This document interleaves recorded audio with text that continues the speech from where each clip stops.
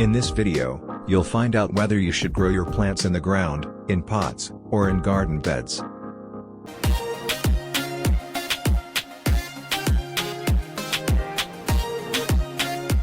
Number 1. Pots and containers.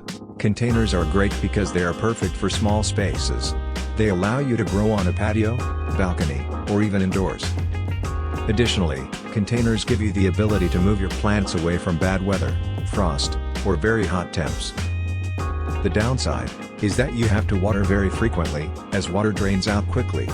Many plants also aren't suitable to grow in such small spaces. Number 2. Growing in the ground. This traditional way of gardening has many benefits. For one, there is unlimited space for plants to grow, meaning you can grow almost anything. Secondly, growing in the ground can be very cheap, as you won't have to spend much on soil or containers. The downside of this is that not all areas have good quality soil, making growing this way very difficult.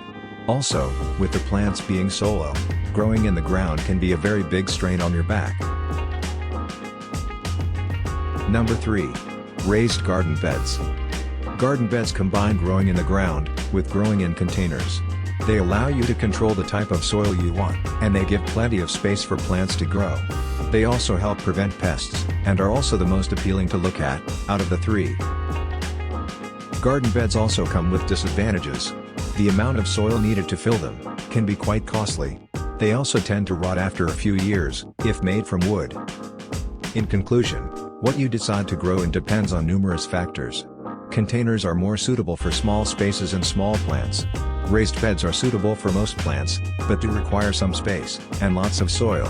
Growing in the ground is cheap and easy, but can be a strain, and won't work if you have bad quality soil.